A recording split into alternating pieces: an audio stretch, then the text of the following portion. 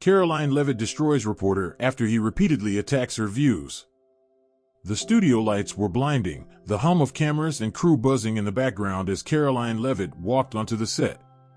Today's panel discussion was set to tackle a topic that had polarized the nation: freedom of expression in the age of social media. Karoline, known for her bold, conservative views, had been invited to participate alongside a panel of experts. She had been briefed about the format, moderated discussion, with tough questions. But she had no doubt that the toughest questions wouldn't come from the host. As Karoline took her seat, she couldn't help but glance across the table at the man who would undoubtedly be her primary opponent, Martin Foster. A seasoned reporter with a penchant for aggressive interviews, Martin was known for his sharp tongue and disdain for anyone who dared to question the established norms of society. And today, Karoline was in his crosshairs. She was prepared for the challenges. Karoline had spent years speaking out against what she saw as the dangers of political correctness, cancel culture, and the erosion of free speech. These were her principles, the core of her beliefs. She wasn't here to make friends or pander to the audience. She was here to speak the truth as she saw it, no matter how uncomfortable it might make people feel. As the host introduced the panelists, the audience applauded politely, but Karoline's focus was solely on Martin. She could feel his eyes on her, cold and calculating, as if he were already preparing the sharpest jabs. She had faced this kind of scrutiny before, but it didn't make it any easier. The host, eager to get the conversation underway, began with a simple question: let's start with the issue of freedom of speech. In today's world, is it more important to protect the right to speak freely, or should there be limitations to prevent harm? Karoline, we'll start with you. Karoline took a deep breath, steadying herself. She knew that this moment was crucial. How she responded would set the tone for the rest of the discussion. Freedom of speech, she began, her voice calm but unwavering, is the bedrock of a healthy society. Without it, we lose the ability to challenge ideas, to question authority, and to hold those in power accountable. Sure, speech can be harmful, words can hurt. But that doesn't mean we should shut down anyone who doesn't fit the narrative. The right to speak freely, even if it's uncomfortable, is something that we must protect at all costs. Martin Foster didn't hesitate. He leaned forward, his sharp eyes locking onto hers, a smirk curling at the corner of his lips. So you're saying, he interrupted, that we should allow anyone to say anything, no matter how dangerous or divisive it may be. I suppose you're fine with hate speech being spread on social media, as long as it's free speech, right? Karoline's gaze didn't waver. She had known this would be the line of attack. Martin's tactics were predictable, but no less effective. No, she responded firmly, I'm not advocating for hate speech, Martin. But the issue is that people are using the term hate speech to silence anyone who doesn't agree with them. We've reached a point where differing opinions are labeled as dangerous simply because they challenge the status quo. I believe that people can, and should, disagree with one another without fear of being censored. Martin scoffed, shaking his head. So, you'd let the people who deny science, promote conspiracy theories, and spread dangerous misinformation just say whatever they want? You're ignoring the real consequences of that kind of rhetoric. Karoline didn't flinch. The answer isn't censorship, Martin, she replied. The answer is education, dialogue, and critical thinking. If we start censoring speech we deem harmful, then we're giving up our own freedom. People need to be allowed to express their views, no matter how unpopular they may be. It's only through open debate that we can truly make progress. The host, sensing the rising tension, tried to steer the conversation back to a more neutral place. Interesting points from both sides, he said. Let's hear from the rest of the panel. Martin, you've been vocal about the dangers of unrestricted speech. What are your thoughts? Martin, still visibly irritated by Karoline's unwavering stance, took a moment before responding. Well, unlike some people on this panel, I believe that words have consequences, he said, his voice dripping with condescension. Freedom of speech doesn't mean that you get to say whatever you want without any regard for how it impacts others. We're not talking about open debate anymore, we're talking about the spread of harmful ideologies that can lead to violence. If we allow that to continue, we're asking for trouble. Karoline's eyes narrowed, but she remained calm. She had heard this argument before, people trying to equate free speech with an invitation to chaos. The narrative was tired, and she wasn't going to let it pass unchecked. The idea that allowing people to express themselves freely leads to violence is a slippery slope, Martin, she said. If we go down that path, we risk silencing anyone who dares to challenge the status quo, no matter how peaceful their message is. For a moment, the room grew quiet.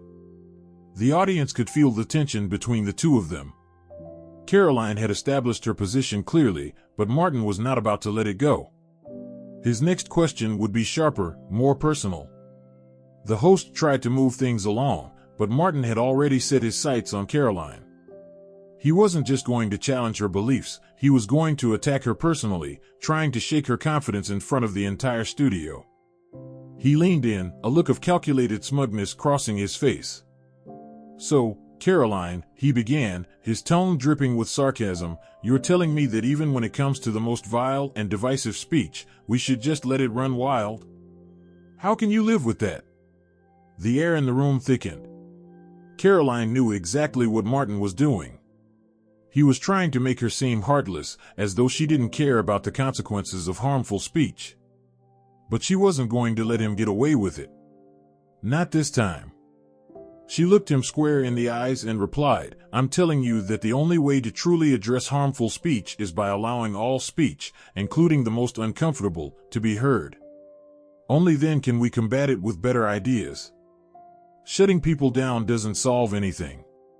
It only pushes those ideas underground, where they grow stronger."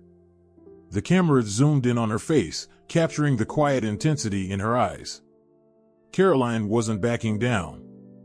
The audience could feel it, the growing sense that this wasn't just another debate. This was a battle of ideologies, a clash between those who believed in open discourse and those who wanted to shut it down. As Martin prepared his next attack, Karoline could already feel the fight intensifying.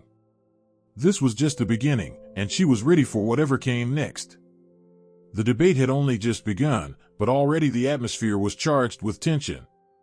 Karoline had remained calm under Martin's initial attacks, but the reporter wasn't about to back off. His arrogance was palpable, and he could sense that Karoline's composed responses only fueled his desire to tear her down. The gloves were off. The host, still trying to steer the discussion in a more balanced direction, asked the panelists to weigh in on the role of social media in spreading harmful ideas. The conversation moved quickly, but Martin had no intention of letting Karoline off the hook. He turned his attention back to her, a hint of malice in his eyes. "Karoline," he began, "you keep talking about protecting free speech, but let's talk about the real consequences of that. Social media has become a breeding ground for dangerous ideologies.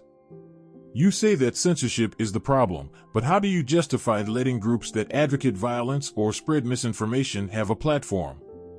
Karoline took a deep breath, ready for the same question he had asked before, only this time with an even sharper edge. She could feel the intensity in his words, but she wouldn't let him bully her into conceding. This was her moment to stand firm. "I'm not advocating for harmful speech, Martin," she said, her tone unwavering. "What I'm saying is that the way we address harmful ideas is not through censorship but through dialogue and engagement. The moment we allow censorship to become the solution, we are undermining the very freedoms that allow us to have these discussions in the first place. If you censor those ideas, you're only silencing the debate. And that's the most dangerous thing you can do." Martin's smirk never left his face, but it was clear now that his attacks were becoming less about the issue at hand and more about trying to undermine Karoline personally. His voice dropped slightly, almost mockingly, as he pressed on. "So you're saying that we should just let these voices run wild, no matter the damage they cause? You don't think there's a responsibility to protect society from these people? What happens when an innocent person gets hurt because of the ideas you're defending?" Martin's words were laced with venom, but Karoline's resolve only grew stronger. I'm saying that protecting free speech is about ensuring that everyone, no matter their views, has the right to be heard, she responded, leaning forward. Yes, people can use their speech irresponsibly, but that doesn't mean we should muzzle them. Instead, we should challenge them with better ideas, more reasoned arguments. The goal should never be to silence someone but to show them why their views are flawed and encourage others to do the same. That's how we make progress. Martin, growing more frustrated, shot back, so you're saying that even when it comes to the most dangerous forms of rhetoric that can incite violence, we should just let it go unchallenged? You really think that's the solution? Karoline could feel the heat building in the room. The reporter's words were becoming increasingly inflammatory, and it was clear that he was not interested in a fair discussion. He was determined to provoke her, to corner her into saying something that could be twisted and used against her. No, Martin, Karoline replied, her voice even but firm. What I'm saying is that we cannot combat hate or violence by limiting speech. History has shown us that silencing voices only pushes those voices underground, where they grow unchecked. The solution is to expose bad ideas for what they are, to challenge them with facts, logic, and reason. The only way to truly defeat harmful ideologies is by exposing them to scrutiny. Martin's eyes narrowed, and the crowd in the studio began to shift uncomfortably. It was clear that his usual tactics of disarming his opponents with cutting remarks and personal attacks weren't working. Karoline's confidence had only grown stronger with every word she spoke. Her ideas weren't just abstract concepts, they were grounded in a fundamental belief in the power of free expression and the importance of dialogue. Well, Karoline, Martin said, his tone dripping with sarcasm, I'm sure the families of the people who've been hurt by these free speech advocates would love to hear how your noble ideals are helping them. The comment hung in the air like a bombshell. Martin had crossed the line, veering from intellectual disagreement to an emotional attack. His words were designed to paint Karoline as callous, as though she didn't care about the real-world consequences of the ideas she was defending. It was a calculated move, meant to make her look heartless in front of the audience. But Karoline didn't flinch. She had been preparing for this moment, and she wasn't about to let Martin's cheap shot derail the conversation. The moment he had mentioned violence, Karoline's resolve had solidified. This was no longer just about defending her beliefs, it was about showing that her principles could withstand the most personal and brutal attacks. She leaned in closer, her eyes locking with Martin's. That's a low blow, Martin, she said, her voice steely. You want to use people's pain to shut down free speech, to stifle debate, to shut down those who don't agree with you. You're playing a dangerous game. The fact that you've resorted to this kind of rhetoric tells me all I need to know about the weakness of your argument. For a moment, the room fell into an eerie silence. Martin seemed taken aback by her sharp rebuttal. He had expected Karoline to back down, to become defensive, to apologize for her stance. Instead, she had turned his attack back on him, showing that he was the one playing on emotions rather than logic. The host, sensing the rising tension, quickly tried to move the conversation along. Let's try to keep things focused on the larger issue at hand. Karoline, you've made your point about the importance of free speech. Martin, you've expressed concerns about the consequences of unrestricted speech. We're running out of time, so let's hear from the rest of the panel. But Karoline knew the battle was far from over. She had made her position clear, but the true test would come when Martin launched his next attack. And she was ready. The atmosphere in the studio was thick with anticipation. Martin had pushed Karoline to the edge, and though she had kept her composure, it was clear that the tension had reached a boiling point. The host had moved the conversation along, but Martin wasn't done. He couldn't let the attack he had made earlier go unanswered. Karoline could feel his eyes on her, as if daring her to react. The host, now sensing the debate was turning personal, tried to steer the conversation back to the original topic, free speech and its place in the modern world. But Karoline knew that Martin wasn't interested in the topic. This wasn't a debate for him. This was a battle to break her. And she was ready. Well, Karoline, Martin began again, his voice smooth and condescending. You've made it clear that you believe in unrestricted freedom of speech, no matter the consequences. But let me ask you something. What about the speech that incites violence? What do you say to people who claim that your ideas like yours, are dangerous, even deadly? The crowd seemed to hold its breath, waiting for her response.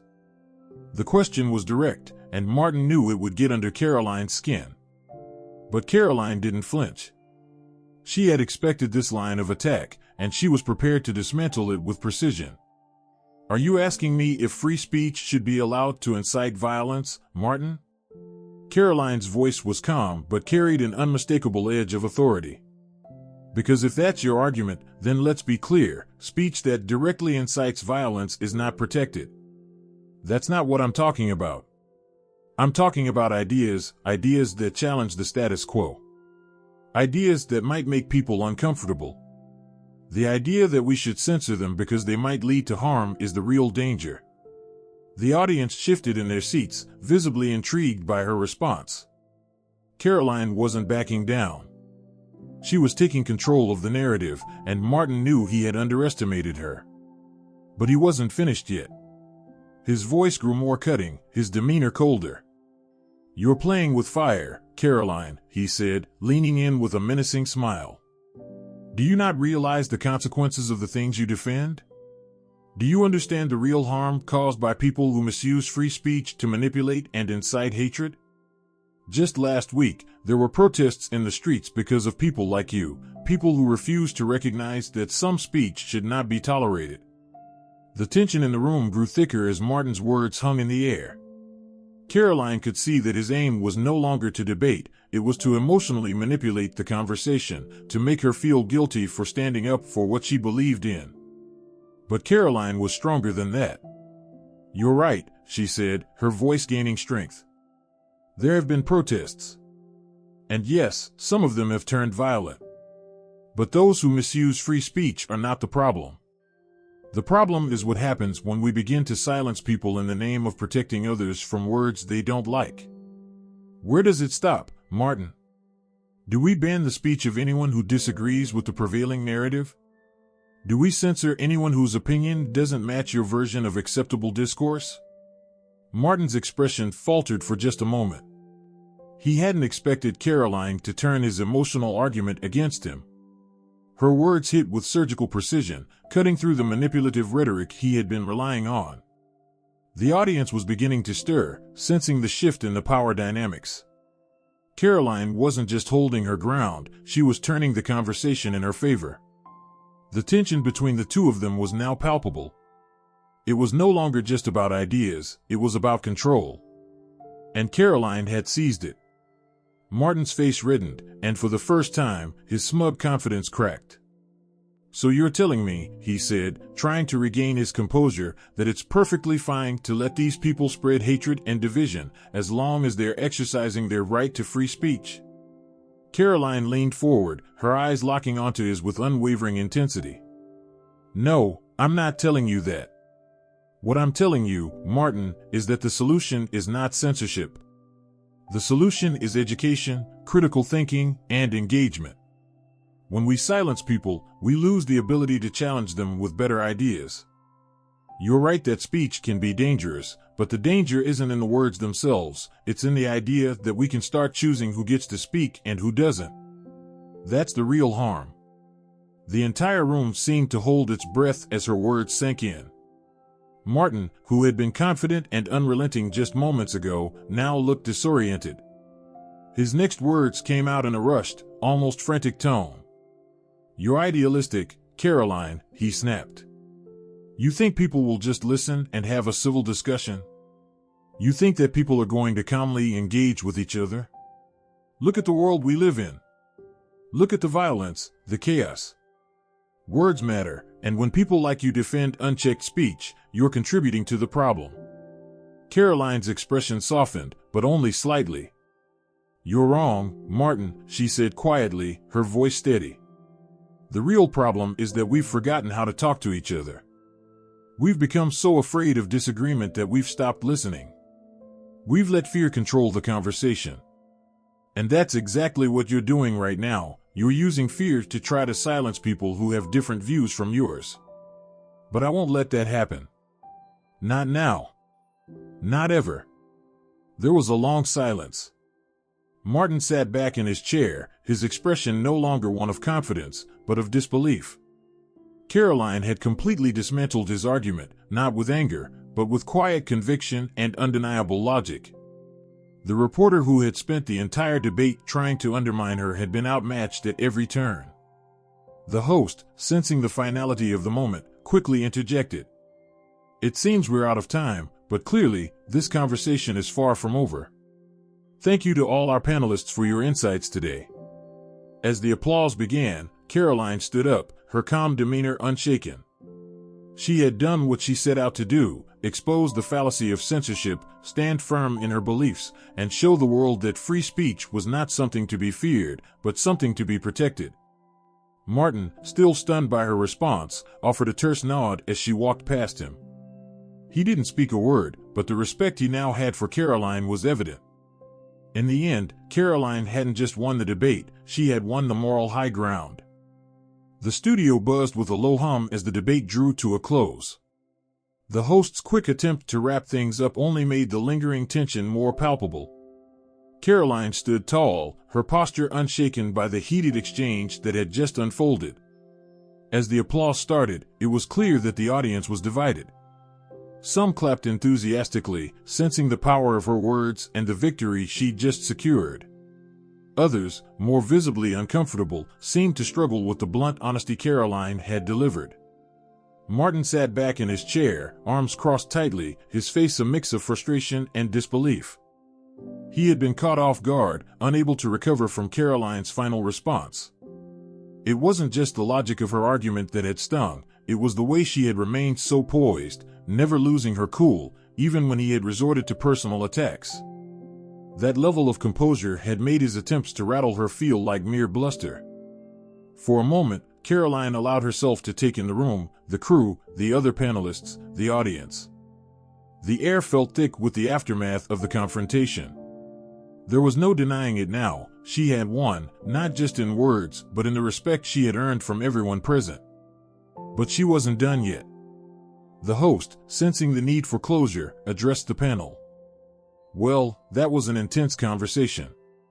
We've certainly covered a lot of ground today on the issue of free speech. Karoline, Martin, any final thoughts? Martin looked over at her, his expression now softer, though his pride was clearly still wounded. He leaned forward, exhaling deeply before speaking. I may not agree with everything Karoline said, but I'll admit, she made a point that I can't ignore. Maybe we've become too quick to silence voices we don't like instead of engaging with them directly. His voice was hesitant, not the sharp, confident tone he had started with. So, yes, maybe there's more to this free speech issue than I initially thought. Karoline met his gaze, acknowledging his words, but she didn't smile or gloat. I appreciate your honesty, Martin. It's not easy to change your perspective, especially when the stakes feel so high. But that's the thing about freedom of speech, it's about the exchange of ideas, even when those ideas challenge us. Martin nodded, still visibly digesting her words. I'll give you that, he muttered. The host, eager to move on, turned to the rest of the panel. The conversation continued, but Karoline's mind was elsewhere. She could feel the weight of the moment, the satisfaction of having stood her ground in a way that few people could. But as the panel discussion came to an end, Karoline knew that the fight wasn't over. The real work had just begun. As the cameras shut off and the crew started packing up, Karoline gathered her things and prepared to leave the stage. The studio lights seemed to dim, the once strong buzz of the debate fading into the background. But as she stepped toward the exit, she was stopped by someone calling her name. Karoline. It was Martin. He had risen from his seat, his expression now one of reluctant admiration. He extended his hand toward her, a gesture that felt more genuine than it had earlier in the debate. You really held your ground out there, Martin said, his voice sincere. I may not agree with everything you said, but you made me think. And that's something I can't say often. Karoline hesitated for a moment before shaking his hand. She didn't let her guard down entirely, but there was something about his words that felt like a small victory, not just for her, but for the larger cause of free speech. "Thank you, Martin," she replied, her tone steady. "We may not agree, but that's the point, right? We're having a conversation, and that's more than some people are willing to do. At least we're talking." Martin nodded, his eyes slightly softer than they had been during the heated moments of the debate. "Yeah, I guess we are." He paused. "And, Karoline, I really appreciate the way you handled yourself. It's rare to see someone stand so firm in their beliefs without resorting to cheap shots. You've got a lot of guts." Karoline felt a flicker of warmth from his words, but she didn't allow herself to show too much emotion. She had earned this moment, and she wasn't going to let it slip away. "I think we could all use a little more courage in our conversations," she said quietly, before turning to leave. "Take care, Martin." As Karoline walked away, her thoughts turned to the next phase of her journey. The debate, the confrontation, it was all part of something bigger. This wasn't just about proving a point to one reporter. It was about proving to herself, and to everyone watching, that standing up for what's right, even when it's uncomfortable, was worth every ounce of effort. It was about showing the world that freedom of speech wasn't just an idea, it was a cause worth fighting for. Karoline stepped into the cool night air, her heart still racing with the adrenaline of the debate. She could feel the weight of her words, and as she looked around at the city lights, she knew this was just the beginning. There would be more challenges, more fights ahead. But she was ready. And no matter how many times someone like Martin tried to attack her views, Karoline would never back down. Because she knew that in the battle for free speech, the real victory wasn't about winning every argument. It was about making sure that every voice, no matter how unpopular, had the right to be heard. The debate was over, but Karoline's thoughts were far from settled. As she left the studio, the weight of what had just transpired continued to press on her. The cheers of her supporters and the quiet murmurs of dissent in the audience still echoed in her mind. She had proven her point, but the battle for free speech was far from over. She walked out into the cool night air, her heels clicking on the pavement as she made her way to the car waiting outside. The city felt alive with the hum of life, but Karoline knew the real work would begin when the lights of the studio dimmed. This was just the beginning of a larger conversation. Her victory tonight was only one small part of a much larger narrative, and she had no intention of stepping back now. As she slid into the back seat of the car, her phone buzzed in her pocket. She pulled it out and checked the notifications. Messages from friends, colleagues, and supporters flooded in, each one offering praise for her performance. Some were congratulatory, others curious, asking for more insight into her views on free speech. The hashtag Karoline Leavitt had begun trending, and the conversation was rapidly spreading online. She had anticipated this kind of attention, but the sheer volume was overwhelming. Her thumb hovered over one of the messages, a text from an old friend. "You killed it tonight. You were so calm under pressure. You really put Martin in his place." Karoline smiled, appreciative of the support, but there was something deeper at play. The admiration felt good, but it wasn't what motivated her. The reality of the situation was that the world was changing, and so many of her fellow panelists, journalists, and even politicians were blind to the bigger picture. They were so consumed with the need to conform, to adhere to a certain narrative, that they failed to see the danger in silencing dissenting voices. Karoline knew she couldn't stop now.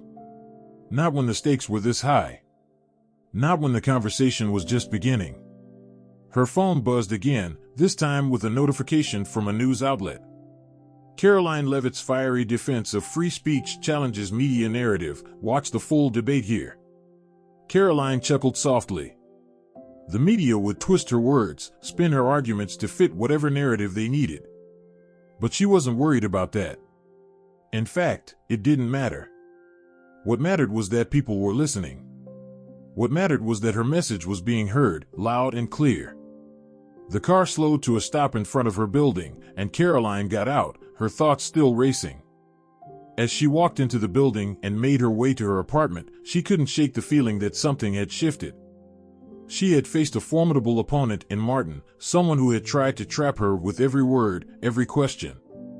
And yet, she had emerged victorious, not because she had outsmarted him or been more aggressive, but because she had stayed true to her principles. In a world full of noise and pressure to conform, she had remained steady, unwavering in her commitment to the right to free speech. As she entered her apartment and set her things down, her phone buzzed once more. This time, it was a message from a fellow advocate of free speech, a colleague who had seen the debate and had some words of praise. "Incredible work tonight. You showed them what true freedom of speech looks like. Keep fighting the good fight." Karoline sat down on her couch, taking a deep breath. This wasn't just about one debate. It was about a cause, about standing up for the fundamental freedoms that allowed society to thrive. And if she had to keep fighting, keep speaking out against those who sought to silence voices like hers, she would. Because this wasn't just her fight. It was the fight for every person who had ever been silenced, dismissed, or marginalized for speaking their truth. The weight of the responsibility felt heavy, but it also felt empowering. In that moment, Karoline realized that she had become more than just a defender of free speech. She had become a symbol of resistance. She was now part of a larger movement, a wave of voices rising to say enough was enough. And no matter how many people tried to discredit her, to silence her, she would continue to speak. Her phone buzzed one last time, but this message was different. It was from a reporter she hadn't met in person yet but had heard about. The message read, "Karoline, you've been making waves. I'd love to interview you for an upcoming piece on the importance of free speech. The nation needs more voices like yours. Let me know if you're interested." Karoline stared at the message, a small smile forming on her face.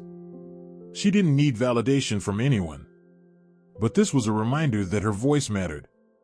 People were noticing, and they wanted to hear more. And for Karoline, that was enough for now. She leaned back in her chair, looking out the window at the city skyline.